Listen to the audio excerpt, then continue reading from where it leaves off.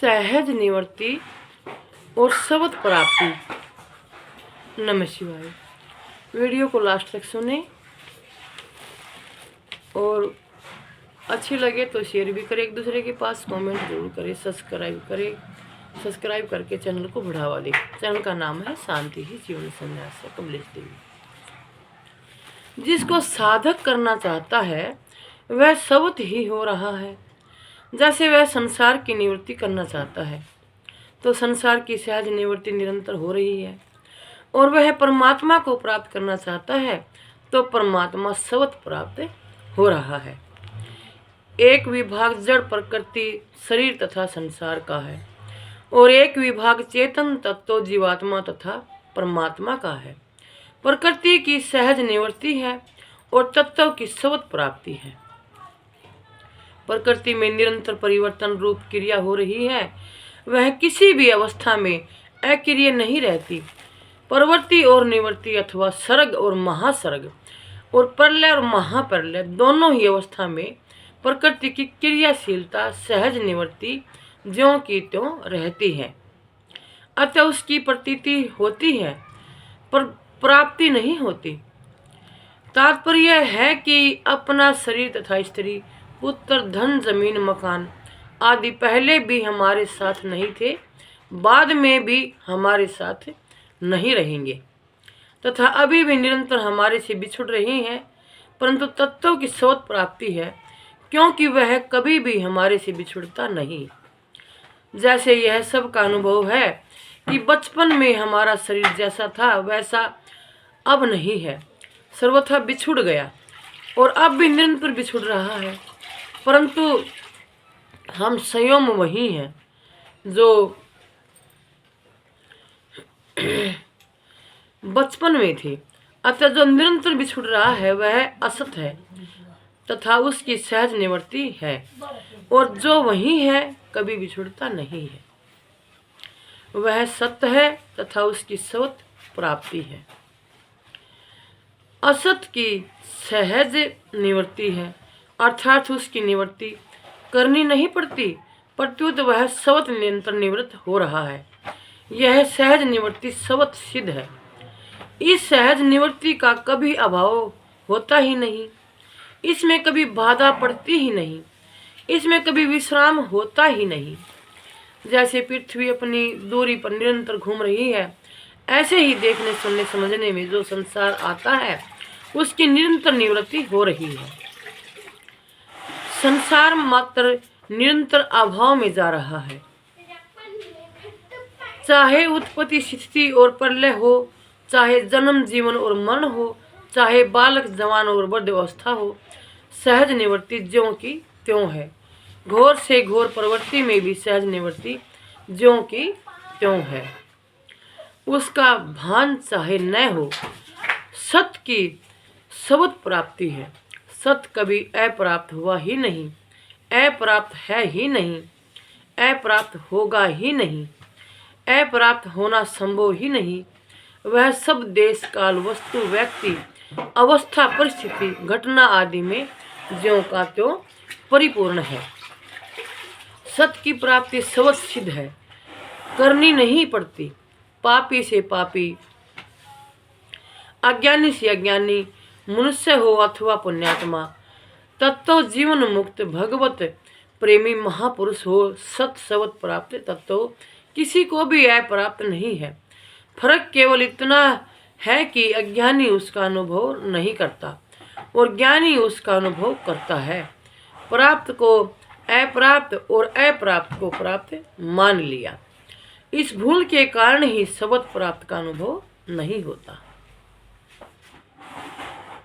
जिसकी निरंतर सहज निवृत्ति है उसका सुख लोलुपता पूर्वक आकर्षण ही शब्द प्राप्त के अनुभव में खास बाधक है।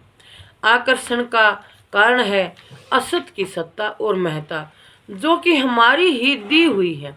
अगर हम असत को सत्ता और महत्ता न दे तो उसकी ताकत नहीं है कि वह हमारे को अपनी तरफ आकर्षित कर सके।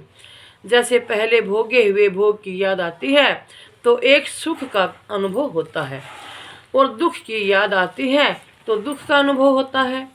सुख दुख का वह भोग अभी नहीं है, उसका वर्तमान में सर्वथा अभाव है। फिर भी उसके चिंतन मात्र से सुख अथवा दुख मिलता है। इससे सिद्ध हुआ कि हमने उसको सत्ता और महत्ता दी है, जो कि अभाव रूप है। अगर सत्ता और महत्ता न देते तो जिज्ञासा वर्तमान में अभाव है। उस भूतकाल के चिंतन से सुख अथवा दुख नहीं होता।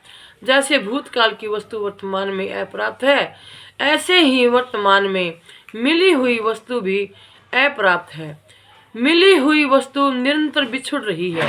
जैसे भूतकाल की वस्तु याद आई और भूल गई, ऐसे ही वर्तमान की वस्तु मिल गई और बिछुड़ गई। दोनों में क्या फर्क हुआ? उसकी प्राप्ति सिद्ध नहीं हुई, प्रत्युत निवृत्ति ही सिद्ध होती है।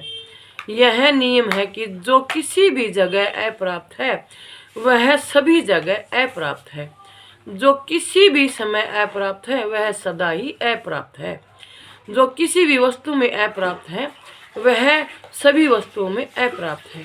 जो किसी भी मनुष्यों को अप्राप्त है वह सभी मनुष्यों को अप्राप्त है। जो किसी भी अवस्था में अप्राप्त है वह सभी अवस्थाओं में अप्राप्त है। जो किसी भी परिस्थितियों में अप्राप्त है वह सभी परिस्थितियों में अप्राप्त है। तात्पर्य है कि जो किसी भी देश काल वस्तु व्यक्ति अवस्था परिस्थिति आदि में अप्राप्त है वह कहीं भी प्राप्त नहीं है, क्योंकि मिला हुआ निरंतर बिछुड़ रहा है। अतः वास्तव में संसार कभी प्राप्त हुआ नहीं, प्राप्त है नहीं, प्राप्त होगा नहीं, प्राप्त होना संभव ही नहीं है। जिसकी निरंतर सहज निवृत्ति है उसकी प्राप्ति हो ही कैसे सकती है? संसार में राग होने के कारण सहज निवृत्ति में भी प्रवृत्ति दिखती है, अपराध भी प्राप्त दिखता है। जैसे हमारी उम्र प्रतिक्षण नष्ट हो रही है, शरीर प्रतिक्षण मर रहा है, परंतु असत में राग के कारण हमें दिखता है कि हम शरीर से जी रहे हैं। असत के राग के कारण ही यह कहना पड़ता है कि सहज निवृत्ति निरंतर हो रही है। वास्तव में तो संसार सहज निवृत्त, स्वत निवृत्त, नित्य निवृत्त ही है।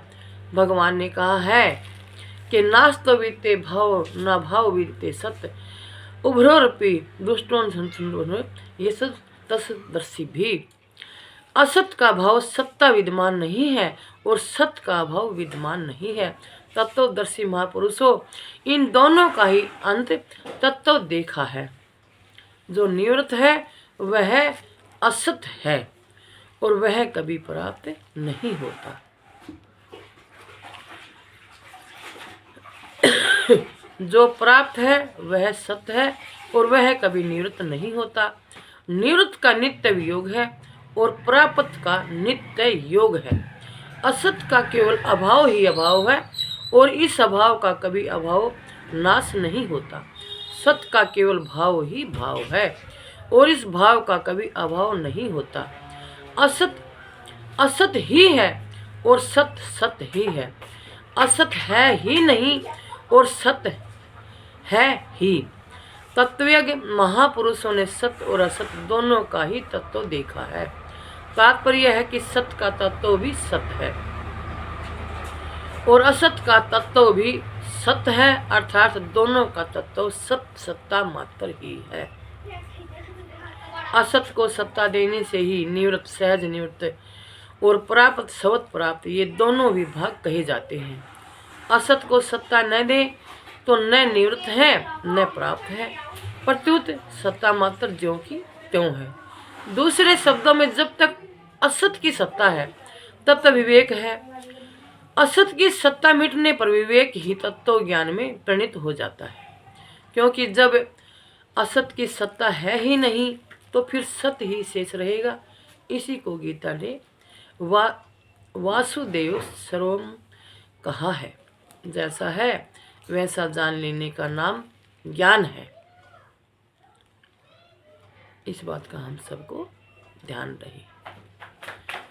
नमस्तुते नमस्तुते नमस्तुते। है और तरह का, जाने और तरह से, इसका नाम अज्ञान है। नमस्कार।